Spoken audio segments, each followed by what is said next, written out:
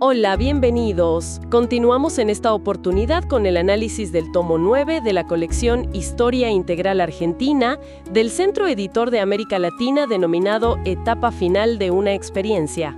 Esta vez con un artículo llamado La política del petróleo, 1907-1955, por el destacado intelectual, jurista y científico social argentino-mexicano Marcos Kaplan. Efectivamente. Nos adentramos en un texto que es fundamental para comprender esas tensiones entre la soberanía nacional y los intereses extranjeros en torno a un recurso estratégico. Sin duda, Kaplan, que fue discípulo de Silvio Frondizi y un profundo conocedor del Estado latinoamericano, nos propone un recorrido por casi 50 años de historia petrolera. Y los divide, si no me equivoco, en 4 grandes periodos. Exacto. 4 periodos que definieron el destino energético del país. Bueno, analicemos entonces este complejo entramado. La misión de hoy es desentrañar cómo se gestó la política petrolera argentina, desde aquel descubrimiento en Comodoro Rivadavia hasta la caída del peronismo. Observando las fuerzas en pugna y, sobre todo, las decisiones que marcaron nuestra dependencia o nuestra autonomía. Comencemos entonces por el principio. El primer ciclo oligárquico de 1907 a 1916. El descubrimiento de petróleo en Comodoro Rivadavia plantea un escenario completamente inédito. ¿Cómo reacciona la clase dirigente? Bueno, aquí es donde la cosa se pone interesante desde el inicio. No hay una postura unificada. Kaplan identifica 2 sectores muy claros. ¿No estaban todos de acuerdo? Para nada. Por un lado, un sector más cauto, representado por el presidente Figueroa Alcorta y el ingeniero Luis Huergo. Ellos veían en la explotación estatal una ventaja económica. ¿Una mejor posición para negociar, quizás? Exactamente, para negociar con el capital extranjero desde un lugar de fuerza. Pero el otro sector, con Joaquín B. González a la cabeza, abogaba por la ortodoxia pura. O sea, mínima intervención del Estado. Mínima intervención y, bueno, puertas abiertas de par en par al imperialismo. Y mientras tanto, ¿qué papel juegan los intereses extranjeros en esta disputa interna? También compiten entre sí. Los norteamericanos y alemanes son, digamos, más agresivos, mientras que el capital británico, que ya era dominante en el país, utiliza métodos que Kaplan llama diplomáticos pero siempre efectivos. Un juego más sutil. Mucho más. El resultado de este primer periodo es, lamentablemente, el fracaso de la explotación fiscal por falta de recursos y el avance de la penetración extranjera, que acapara derechos de cateo y busca controlar el mercado. Esto nos lleva entonces al segundo periodo, los gobiernos radicales de 1916 a 1930. ¿Qué cambia con la llegada de Hipólito Yrigoyen al poder? A ver, la postura oficial busca una coexistencia entre el Estado y la actividad privada. Pero la resistencia al capital extranjera es, en la práctica, muy débil. No hay un cambio radical, entonces. No de inmediato. Durante su primer gobierno, la explotación fiscal no progresa. El Congreso no aprueba las leyes ni los fondos necesarios y las empresas extranjeras, mientras tanto, consolidan sus posiciones. Sin embargo, el periodo de Marcelo T. de Alvear, de 1922 a 1928, parece marcar un punto de inflexión. Aquí surge una figura clave. Absolutamente. La gestión del coronel Enrique Mosconi al frente de yacimientos petrolíferos fiscales le da un impulso completamente nuevo a la empresa estatal. La transforma. La transforma. Se la reorganiza, se aumenta su autonomía y se construye la destilería de La Plata en 1925. Un hito fundamental. A pesar de esto, el Congreso seguía sin moverse. Correcto. El Congreso sigue sin aprobar leyes orgánicas que protejan el recurso a nivel nacional. Y esto se intensifica hacia el final de la década, durante la segunda presidencia de Yrigoyen. Así es. En 1927, los yrigoyenistas, sintiéndose más fuertes, logran la media sanción de una ley que nacionaliza los yacimientos. Esa fue la línea roja. Esa fue la línea roja. Esto, en palabras de Kaplan, exasperara la acción imperialista, que presiona de manera muy eficaz en el Senado para sabotear la ley. Y no solo eso. No solo eso. Contribuye de manera decisiva a la preparación del golpe militar de 1930. Increíble. El golpe de 1930, entonces, inaugura el segundo ciclo oligárquico que se extiende hasta 1943. ¿Cuál es la política de los gobiernos conservadores? Es una política de deliberado sabotaje a YPF y de un favoritismo absoluto hacia las empresas extranjeras. Y la expresión máxima de estos son los convenios de 1937. Exactamente.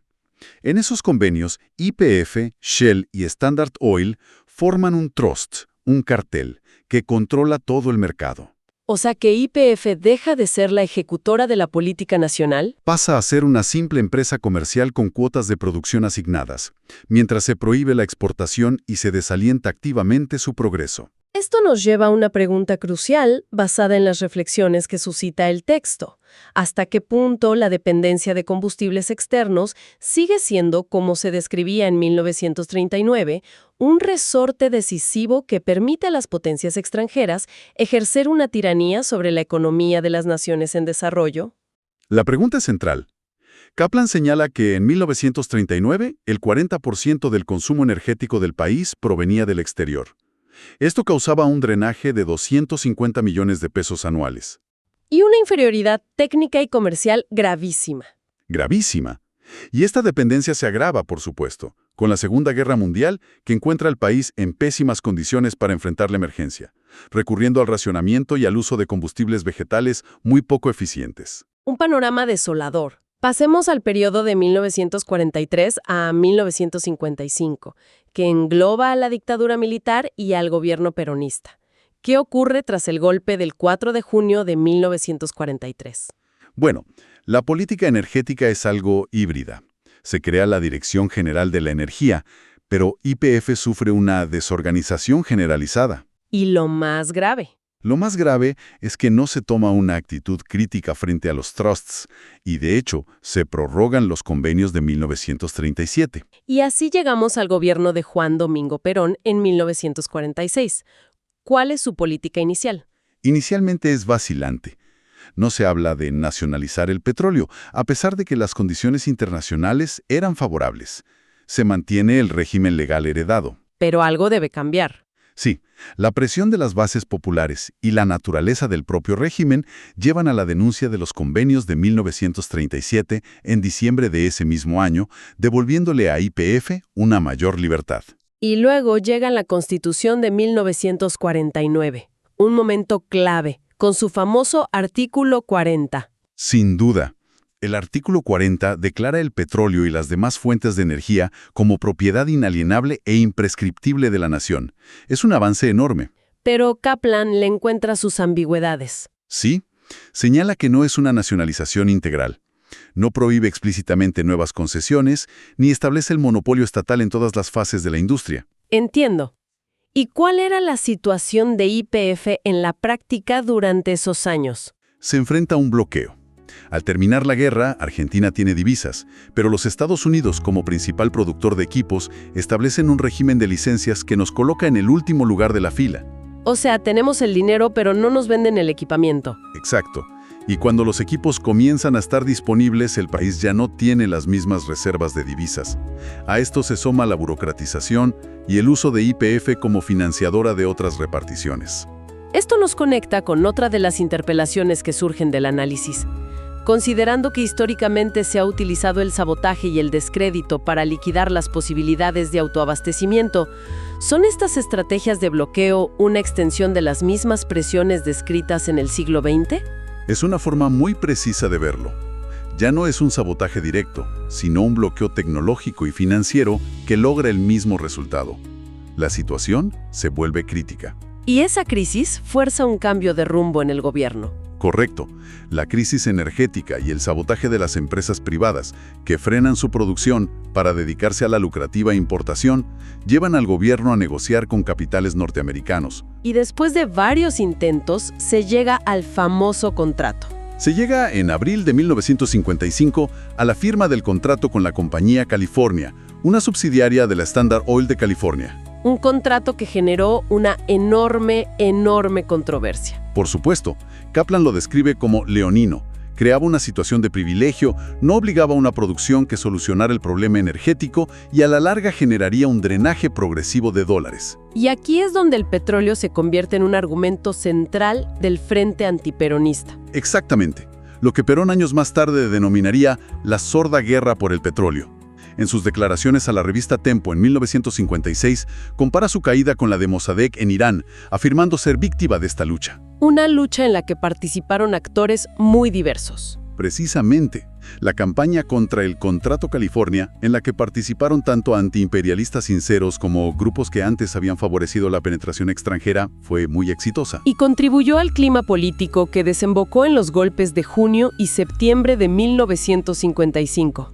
Dejando el problema petrolero una vez más sin resolver para el siguiente gobierno. Entonces, lo que nos deja este análisis es un ciclo recurrente de intentos de soberanía, presiones externas, sabotajes internos y decisiones políticas que, en última instancia, definieron la matriz económica y la vulnerabilidad del país. Y nos deja con una reflexión final, un pensamiento para que nuestra audiencia considere. El texto concluye mencionando la transición hacia la presidencia de Arturo Frondizi, cuya imagen pública se construyó, en gran parte, sobre la prédica del nacionalismo petrolero. Exacto. Y Kaplan sugiere, con audacia, que investigar el papel que jugó el petróleo en esa transición depararía sorprendentes hallazgos. Nos invita a preguntarnos, ¿hasta qué punto las narrativas públicas sobre nuestros recursos naturales ocultan negociaciones y realineamientos geopolíticos que operan lejos de la vista del pueblo? Una pregunta final, ciertamente muy provocadora. Para profundizar en nuestro archivo histórico y navegar entre documentos exclusivos, los invitamos a visitar Mágicas Ruinas, mágicasruinas.com.ar, un espacio vigente desde 2003. Además, pueden encontrarnos en Facebook, donde compartimos crónicas de época cada día. No olviden suscribirse y activar las alertas para acompañarnos en este viaje por los archivos del pasado.